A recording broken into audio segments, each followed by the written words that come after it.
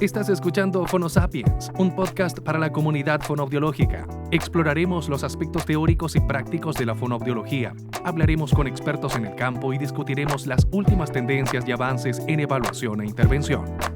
Presentado por Francisca Rodríguez y Tomás Rojas, fonoaudiólogos y docentes de la Universidad San Sebastián.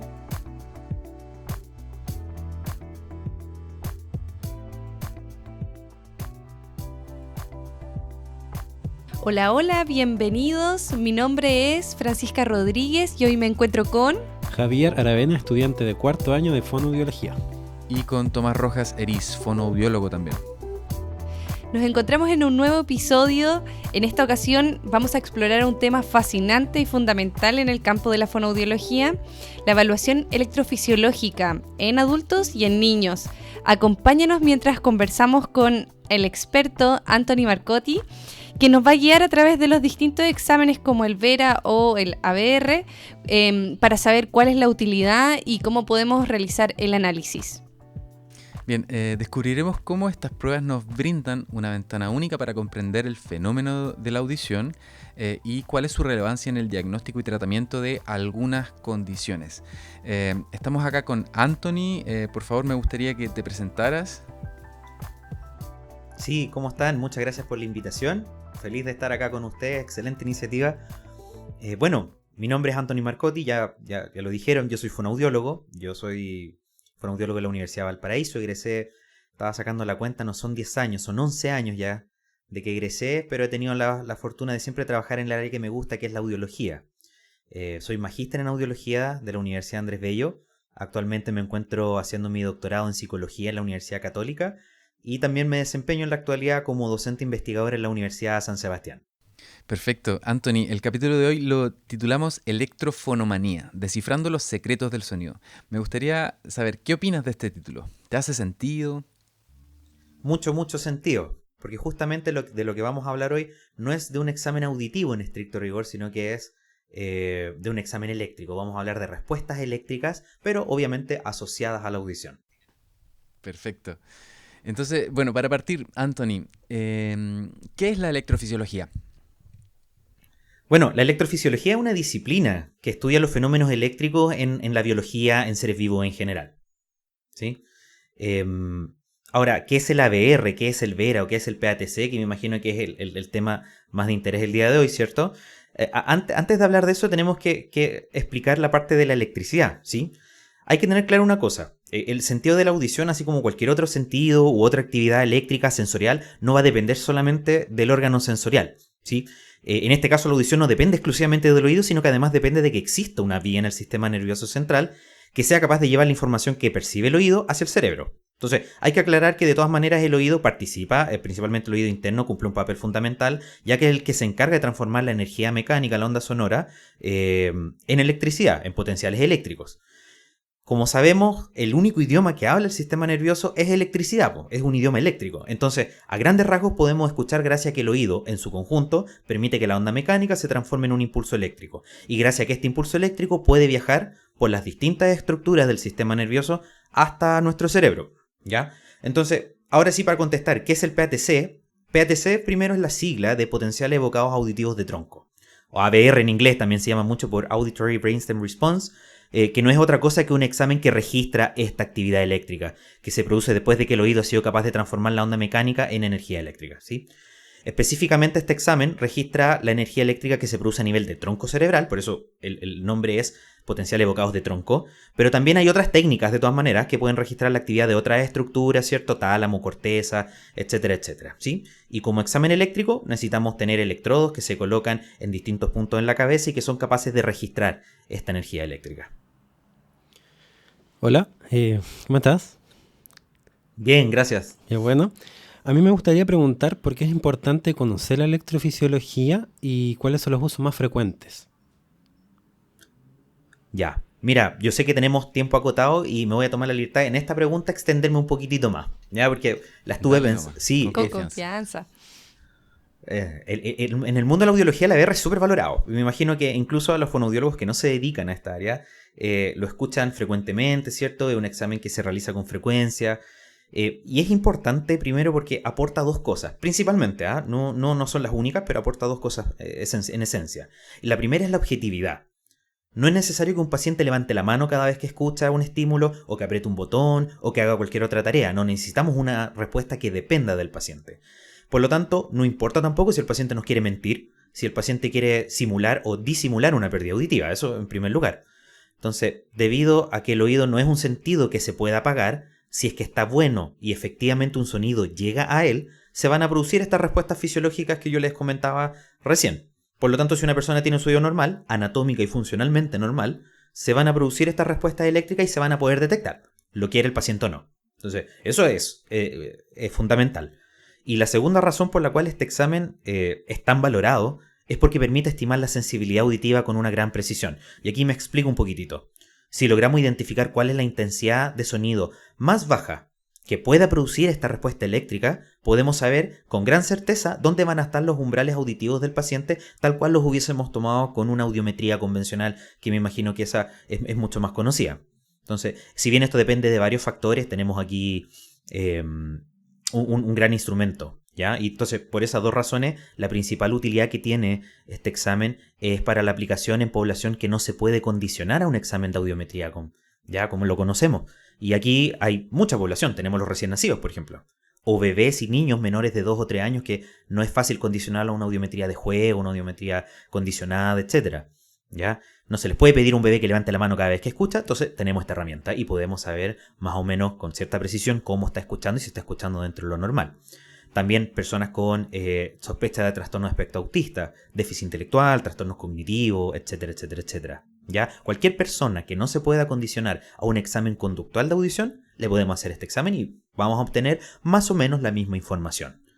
Hay otras aplicaciones más específicas, así como el monitoreo intraoperatorio, por ejemplo, pacientes que se les va a poner implante coclear.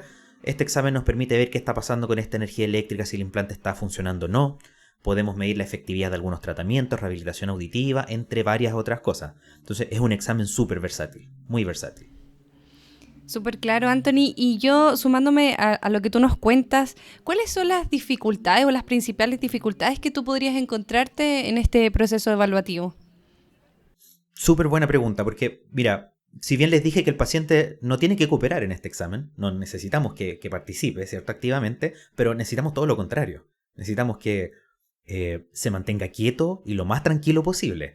Porque pensemos lo siguiente, cuando yo parpadeo también produzco electricidad. Cuando yo trago, yo no soy experto en deglución, me imagino que ustedes saben más de eso. ¿Cuántos pares craneanos se activan ahí? ¿Y cuánta musculatura se activa? Y todo produce electricidad. Entonces, si yo estoy tomando este examen y el paciente está llorando, un bebé por ejemplo, voy a tener tanta energía eléctrica de otros generadores que no voy a poder captar las respuestas eléctricas que yo quiero. Bajo esa lógica, ¿cierto?, la principal dificultad es que tenemos que tener al paciente tranquilo. Y eso implica que si viene un bebé, por ejemplo un niño chico, tiene que ojalá estar durmiendo. O privado de sueño antes, ¿cierto?, para que durante el examen pueda estar tranquilo, ¿cierto?, mientras yo hago todo lo que tengo que hacer para obtener estas respuestas, este registro. Esa es la principal dificultad. Ahora, hay otras cosas como el costo, la preparación profesional, pero son cosas que se han ido superando con el paso de los años. Actualmente no es un examen complejo y la gran mayoría de las personas, los fonoaudiólogos y tecnólogos médicos también que se dedican a la audiología, pueden hacer este examen sin ningún problema. Anthony, para continuar un poco hablando sobre el examen, sobre la evaluación, ¿podrías darnos cuáles son los pasos que se tienen que seguir para esta parte inicial? Hablaste al principio de electrodos, ¿cierto? Etcétera. ¿Podrías darnos como tal vez un paso a paso de lo que hay que hacer antes de iniciar la evaluación? Sí, claro. Mira, en primer lugar, tener al paciente en condiciones de aplicar el examen, como les dije, tranquilo, lo más quieto posible. En segundo lugar, tenemos que limpiar las áreas donde vamos a poner los electrodos. Sin más detalles, la piel genera transpiración, humedad, grasitud, etc. Y eso es súper normal. Pero eso genera resistencia para que nosotros podamos medir la electricidad que queremos registrar. Entonces, tenemos que preparar la zona, una limpieza. Se hace generalmente con unas toallitas, unos pads de alcohol. También con unas pastas astringentes especiales para este tipo de exámenes, y luego se colocan los electrodos. Los electrodos son como unos stickers básicamente conectados a unos cables, y estos cables van a nuestro equipo de potenciales evocados. Además, necesitamos estimular, porque recuerden que esto es una actividad eléctrica que se produce secundaria a una estimulación auditiva, por lo tanto también tengo que poner mi transductor, que generalmente es un auricular de inserción. Es muy parecido a la oliva que se ocupa en la impedanciometría, si es que se la quieren imaginar de esa manera, ¿ya? Y a través de esta auricular salen los distintos estímulos y yo los voy a registrar con los electrodos que ya posicioné. Eso sería a grandes rasgos lo que se hace. Perfecto. Oye, y bueno, comenzamos el examen. Imaginémonos que estamos iniciando el examen, luego terminamos de aplicarlo, ¿cierto? El estímulo se ve en la pantalla, me imagino, ¿cierto? Como una especie de gráfico con ondas eléctricas. Luego, tengo entendido que hay toda una parte, un proceso de análisis para determinar si es que hay anormalidad o no, pero para hacerlo, ya que son ondas eléctricas, ¿cómo se lleva a cabo esa situación? Esto es súper difícil de explicar, sin tener un apoyo visual. Así que, básicamente lo que nosotros vemos en la pantalla cuando estamos haciendo el examen y cuando ya lo obtenemos es un registro de electroencefalograma. Que si alguien ha visto, por ejemplo, los sismógrafos, esos equipos que detectan los temblores, los terremotos, es muy similar a eso, pero cada puntita que se va viendo es una onda particular que tiene nombre, ¿cierto? Y que se atribuye a cierta estructura, digamos. Toda la actividad eléctrica que nosotros vamos midiendo se le atribuye a ciertas estructuras de esta vía auditiva que participan, ¿ya? Y aquí es donde nosotros podemos analizar muchas cosas. Podemos analizar, por ejemplo, qué tan grande o qué tan chiquitita es esta onda, ¿sí? O cuánto se demora en aparecer, porque desde que yo estimulo hasta que aparece la onda, también existen ciertos tiempos, ¿ya? Entonces, básicamente el análisis se hace en dos planos. Yo analizo, en primer lugar, la amplitud en función de, el tamaño de la onda, para ser más familiar, ¿cierto? En función de qué tan grande o no ha sido el estímulo auditivo que ocupé para producirla, y también los tiempos en los cuales van apareciendo cada uno de estos componentes. Anthony, y ahí me surge una duda. Entonces, ¿tú puedes saber si es que no está bien, por ejemplo, puesto los electrodos debido a las curvas? O sea, ¿hay un feedback que te está diciendo que hay un sesgo o que no está bien no se está realizando bien el examen? Mira, buena pregunta. No lo había pensado, pero así rápidamente te puedo decir que sí. Existen varias señales de que el examen está saliendo mal, por ejemplo, sin que sea culpa del paciente y que sea culpa de que yo estoy haciendo algo malo o yo hice algún procedimiento malo. Yo les hablé que hay que preparar la piel del paciente primero, limpiar la piel, ¿verdad? Para generar la menor resistencia posible al registro de las respuestas eléctricas. Todos los equipos de potenciales evocados, al menos los que yo conozco, son varios, así que me imagino que son todos, traen unas lucecitas en el preamplificador, que es donde se conectan los electrodos, que te dicen si es que la impedancia, digamos la limpieza que hiciste, fue la adecuada o no. Porque si no fue la adecuada y tú sigues con el examen, por ejemplo, y el bebé venía muy abrigado y viene transpirado y yo no lo limpié bien, ¿cierto? Quedó mucho sudor, quedó mucha grasitud de la misma piel, que es natural. Entonces me va a impedir registrar bien estas respuestas y por ende voy a ver probablemente algún patrón de alteración o no voy a ver lo que yo estoy esperando ver. Así que inicialmente ese sería el feedback que yo podría obtener. Si yo veo que eso está bien, los electrodos están bien puestos, ¿cierto? Y que la impedancia, la resistencia está dentro de lo esperado, tengo que empezar a analizar como si el examen hubiese salido efectivamente malo. A mí me gustaría preguntar, ¿qué pasaría, qué pasa si una persona efectivamente no llega dormida, por ejemplo, no llega con las condiciones que se necesitan para realizar este examen? ¿Qué se hace en ese caso? Aquí hay un montón de anécdotas. Yo creo que Tomás, que somos de edades más o menos similares, se debe acordar que antiguamente a los niños se les anestesiaba in situ en la consulta, el mismo fonoaudiólogo, el mismo profesional, con una sustancia que se llamaba hidrato de cloral. Que para los que no lo conocen, casi como un secuestro. Sí. El cloroformo, el que ustedes conocen, básicamente eso era. Entonces se lo anestesiaba y estaba aceptado y bueno, cosas de las épocas, ¿cierto?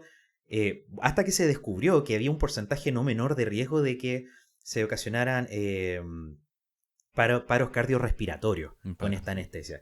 Es un porcentaje bajo, pero de todas maneras es un riesgo que es innecesario. Entonces, una de las opciones, que es la opción más cara, es anestesiar a los pacientes, pero eso implica pabellón, anestesiólogo y todo el equipo que implica anestesiar a un paciente, digamos, no es anestesia local, como cuando uno va al dentista, ¿cierto? Estamos hablando de una anestesia general. Entonces, y esa sería, yo diría, una de las soluciones más eficientes, pero la más cara y probablemente la que no vamos a hacer en la clínica día a día. La otra opción, y es lo que uno le dice a los padres, que tomen la primera hora de la mañana en primer lugar, que al niño lo despierten, si es bebé, ¿cierto? Un niño ya más crecido, que lo despierten muy temprano, 5 de la mañana, 4 de la mañana, no lo dejen dormir. Suena muy cruel, pero es la única forma de que después se duerma durante el examen. Y en el caso de los bebés más chiquititos, que también no solamente lo tengan en privación de sueño, sino que además no lo alimenten o no respeten los mismos horarios de alimentación regulares. Entonces cuando el bebé llega todavía despierto a la consulta, está súper mañoso, súper llorón porque no ha dormido, no ha comido, pero ahí le pedimos a la mamá, al papá, al cuidador que le dé la papa, que se alimente, ¿cierto? Y como no ha dormido y va a quedar con la guatita llena, se queda dormido y podemos hacer, ahí sí, de verdad, se lo juro que es así, lo que queramos. Y no se va a despertar hasta que terminemos el examen, incluso después que terminamos el examen. Esa es una muy buena alternativa. Mejor que anestesiarlo con hidrato de cloral, claramente. Totalmente. Bien, vamos a una breve pausa y ya continuamos. Estás escuchando Fonosapiens, un podcast para la comunidad fonoaudiológica. Exploraremos los aspectos teóricos y prácticos de la fonoaudiología. Hablaremos con expertos en el campo y discutiremos las últimas tendencias y avances en evaluación e intervención. Volvemos entonces, aquí estamos con Anthony y seguimos con electrofisiología. Bien, Anthony, quería preguntarte, tú hace un rato hablaste sobre los pics dentro de este electroencefalograma, que cada onda, cada uno de estos pics se podía atribuir a una estructura en la vía auditiva, ¿cierto? Y podíamos analizar el tamaño, la amplitud, el tiempo, la latencia, etc. Hay un concepto que es fundamental para entender este examen e incluso para generar los informes, ¿cierto? Que son los tiempos de conducción central, periférico y los umbrales electrofisiológicos. Esos tres conceptos. Me gustaría que pudieras referirte un poco a eso porque sabemos que los estudiantes siempre están como muy preocupados de entender esa parte de la materia que es como quizás lo fundamental. Ya, perfecto, sí. Mira, claro, todos estos componentes eléctricos son onditas, ¿verdad? Las que uno conoce y efectivamente la punta más elevada, el pic, ¿cierto?, es lo que uno analiza. Y yo les dije hace un rato, como tú también recordabas, estos tienen tiempos. Tiempo de conducción se llaman, en estricto rigor, ¿ya?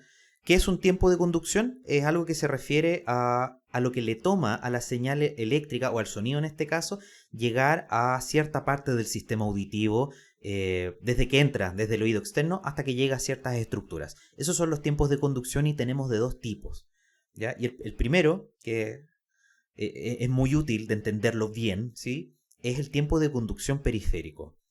El tiempo de conducción periférico se refiere al tiempo que le demora la señal acústica desde que entra al oído, ¿cierto?, pasando por el pabellón auricular, por el oído, el conducto auditivo externo, el oído medio, ¿cierto?, hasta llegar al oído interno y ser transformado en energía eléctrica. Todo eso se llama tiempo de conducción periférico, que si uno lo piensa es lógico, el sonido es una onda, ¿sí? Entonces a esa onda le toma tiempo pasar por el oído, le toma tiempo también transformarse en energía eléctrica. Entonces el tiempo de conducción periférico es el tiempo que le toma al sonido generar la primera sinapsis. Por eso es la primera onda, se llama onda 1, de hecho. Es la primera respuesta eléctrica que nosotros vemos y sería básicamente atribuible a eso, a la primera sinapsis, ¿ya? Pero después tenemos otros componentes, tenemos otras ondas, otras respuestas eléctricas que vamos viendo a continuación de esta, y eso se llama tiempo de conducción central, y se refiere al tiempo que le toma a la energía eléctrica en este caso, ahora no acústica, recordemos que ahora ya no es sonido, ahora es solo electricidad. Entonces por eso, el tiempo que le toma esta señal eléctrica en viajar desde el nervio auditivo, que ya fue la primera sinapsis, ¿cierto?, hasta otras regiones del tronco cerebral. ¿Ya? Tenemos el núcleo coclear, el complejo olivar, otras estructuras que probablemente vayan a ver durante el transcurso de la carrera, hasta llegar a la parte más elevada del tronco cerebral que se llama colículo inferior. Entonces, en ese trayecto, desde que ya se produjo la primera sinapsis y que vamos pasando por las otras estructuras del tronco cerebral, a eso se le llama, ¿cierto?, tiempo de conducción central. ¿Ya? Estos tiempos se encuentran súper descritos, no es que en algunas personas se demore más o menos. Si tenemos audición normal, ¿cierto? Vamos a tener estos tiempos en ciertos intervalos, no es distinto de una persona en otra. Lo que puede variar es en un bebé, en un prematuro, un niño, un adulto, pero en una persona de 32 años versus otra persona de 32 años los tiempos son muy, muy similares. ¿Por qué varían los tiempos? Pueden variar solamente si hay problemas auditivos, y para eso nos sirve. Quisiera preguntar en ese sentido si es que el tiempo de conducción es algo que nos ayuda a determinar si es que existe anormalidad o normalidad del examen, si pudiéramos llamarlo así, en el fondo. Sí, mira, la normalidad o anormalidad se basa en dos criterios, ¿ya? Y el primero, el que me preguntas tú, después si quieren igual le explico el otro. Pero uno es justamente los tiempos. Y para entenderlo bien, miren, voy a recurrir a un ejemplo. Este es un ejemplo robado. Este es un ejemplo de una colega que trabajó conmigo en otra universidad. Hay que imaginarse la vía auditiva como una carretera, ya, como un caminito, ¿sí? Entonces, si tenemos esta carretera despejada, no hay tráfico, no hay peajes, uno ya sabe más o menos cuánto se va a demorar de un lugar a otro. Por eso les decía que estos tiempos se conocen en el sistema auditivo. Ya sabemos cuánto se demora la onda eléctrica de pasar de aquí a otro lugar, ¿ok? Entonces, si no hay patología, estos tiempos van a estar como nosotros lo hubiésemos esperado normalmente, ¿ya? Nos vamos a demorar en esta carretera el tiempo que nos tomamos normalmente en llegar de un lugar a otro.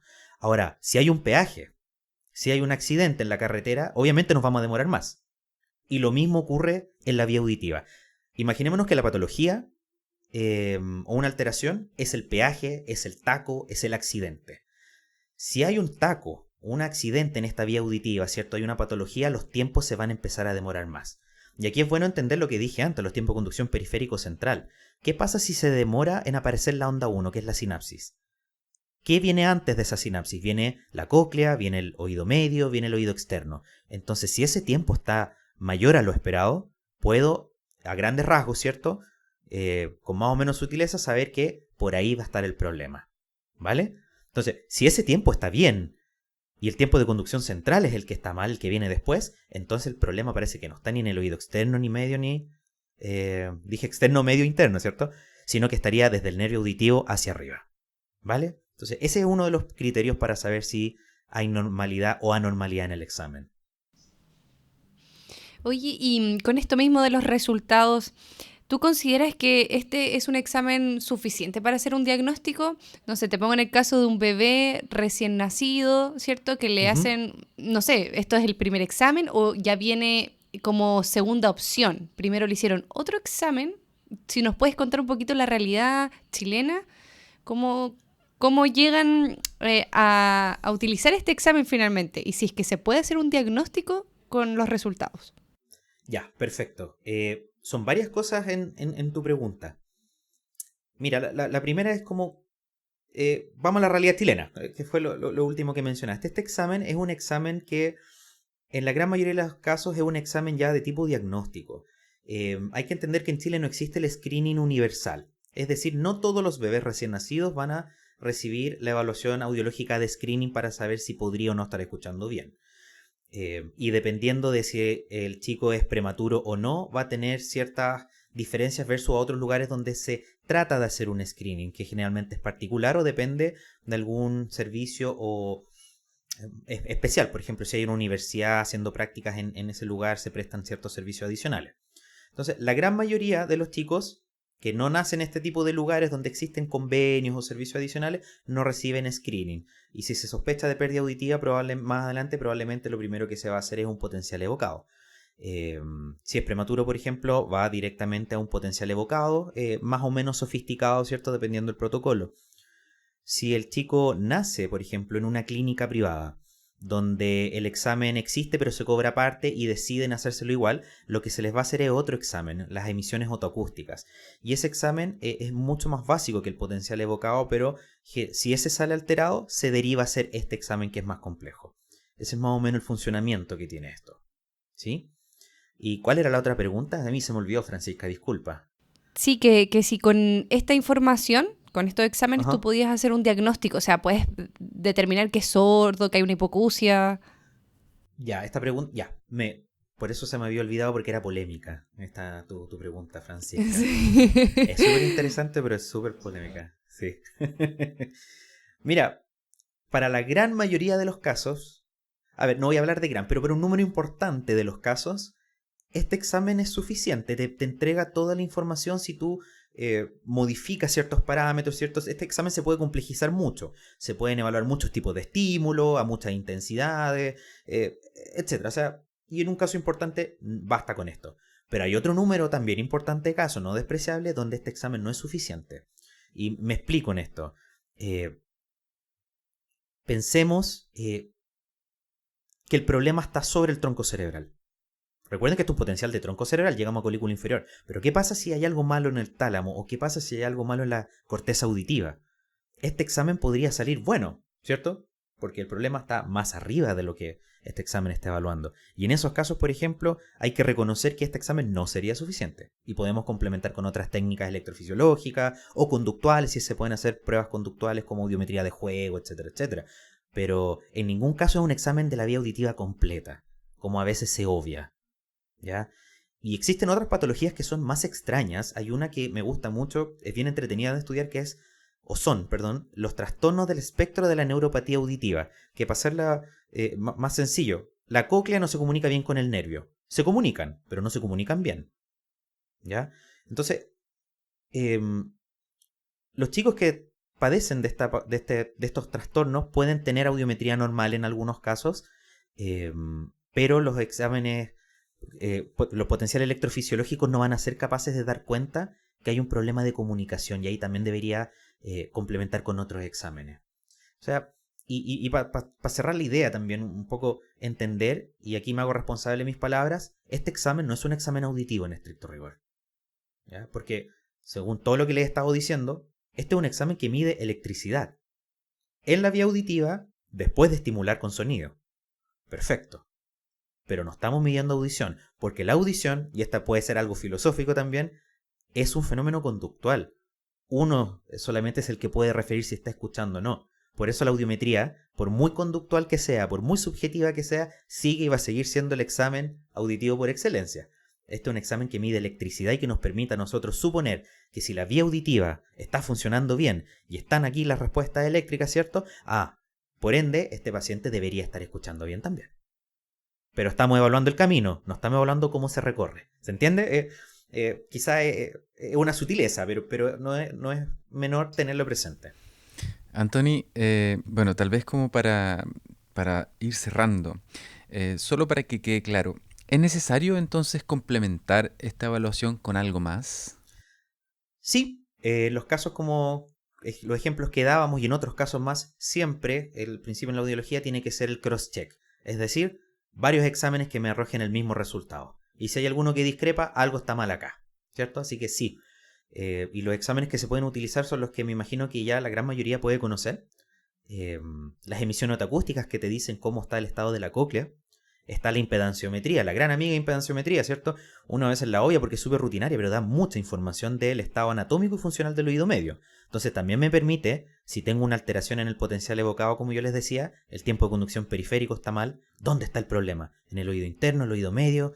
¿Cierto? Bueno, la impedanciometría te va a ayudar, po. Te va a decir, bueno, mira, acá está el problema en el oído medio, o te va a decir, no está en el oído medio, ¿sí?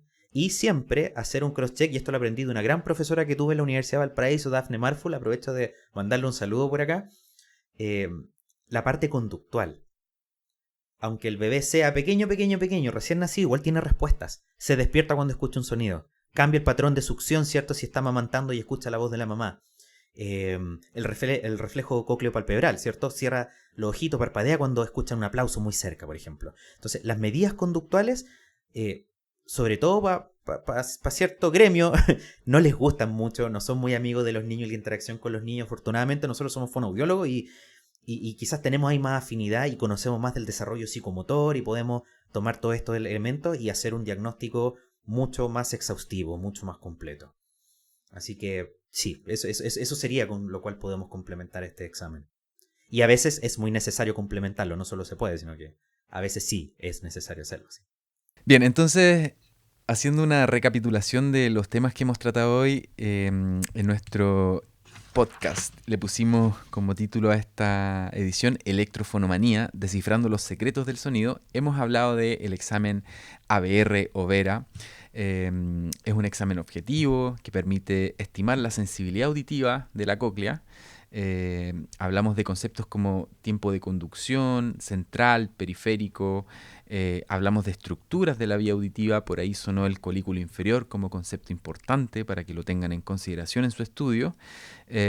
Hablamos también de un cross-check que sería ideal tener antes de o durante, ¿cierto?, una evaluación con este tipo de exámenes, que son emisiones autoacústicas, impedanciometría, una evaluación conductual, etcétera, etcétera. No sé si, Anthony, quisieras tú hacer alguna mención para cerrar el tema y finalizar nuestro capítulo de hoy. No, invitar más que nada al estudio de este tema, que es súper apasionante, ¿eh? Porque al menos, y agradecí mucho que me invitaran a hablar de esto, en particular de esto. O sea, me hubiese agradecido, ojo, que me invitaran a hablar de cualquier cosa, pero particularmente de esto.